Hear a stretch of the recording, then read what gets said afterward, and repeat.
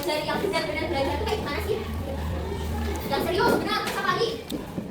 Rajin, habis apa lagi? Fokus, konsisten gitu. Nah, ternyata dalam belajar kita tuh ada cara-caranya, teman-teman. Apa sih? Cara belajar itu sebenarnya itu apa sih? Nah, cara belajar itu cara atau jalan yang harus kita tempuh untuk mencapai tujuan dalam belajar dan gimana sih cara kita itu menjadi sebuah kebiasaan kita dalam belajar.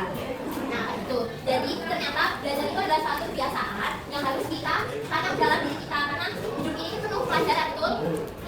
Nah, selanjutnya, nah, gaya belajar. Di dalam belajar, cara kita belajar ini kita pasti ini ya, punya gaya belajar yang masing-masing. Kalau dari teman-teman nih, udah dapat materi gaya belajar belum?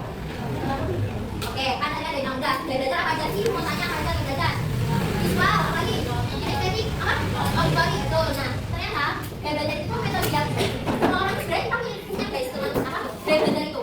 Nah, itu kan metode yang membantu kita dalam mengerti materi itu. Di sini ada nggak yang belum tahu gaya belajarnya? Udah tahu semua berarti ya? Tadi gaya belajarnya apa? Auditory, estetik, atau apa? Visual.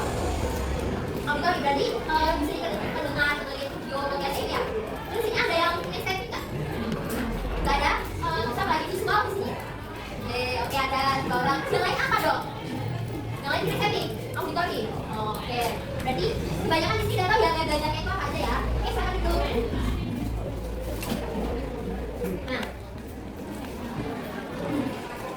Nah, tadi kan gaya belajar ada juga yang tadi udah disebutin. Ada visual, auditory, sama estetik. Kalau visual itu yang kayak gimana sih? Visual itu yang apa?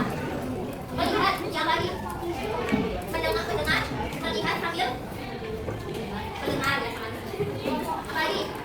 Visual, bener ya? Visual itu yang mana kita tuh lebih ke melihat orang beda atau kayak gini. Terus kalau auditory itu apa tadi? Lagi auditory yang kayak mendengar. Berarti kalau auditory itu belajarnya lewat apa dong? Lewat podcast.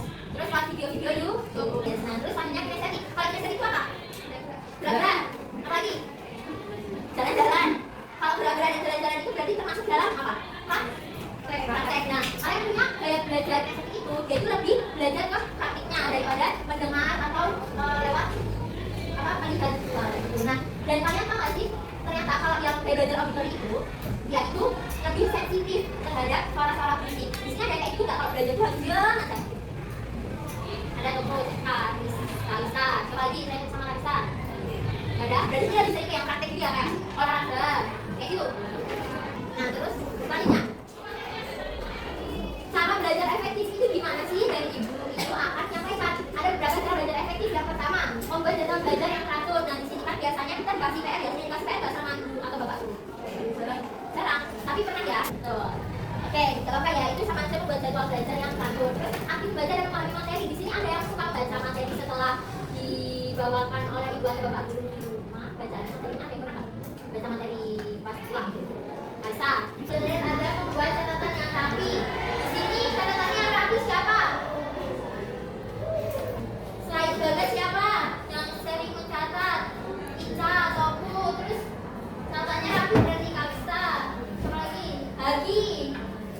Nah, ada yang apa? Ada pengulangan materi secara berkala. Di sini ada yang suka mengulang materi di rumah, suka membaca-baca lagi materinya. Ini kayak gitu nggak?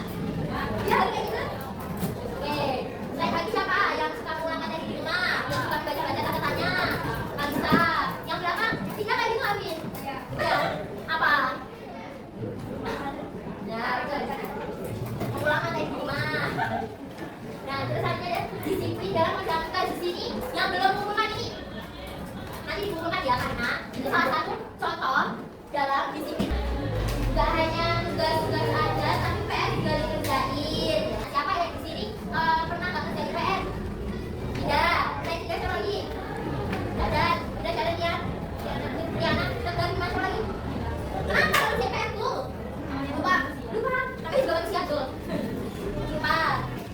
Jadi cara belajar efektif itu tadi teman-teman, sebenarnya masih ada banyak cara belajar efektif kita. Tapi itu tergantung sama individu kita masing-masing. Mau bagaimana cara kita bisa mengelola belajarnya, nggak cuma main game doang, nggak cuma apa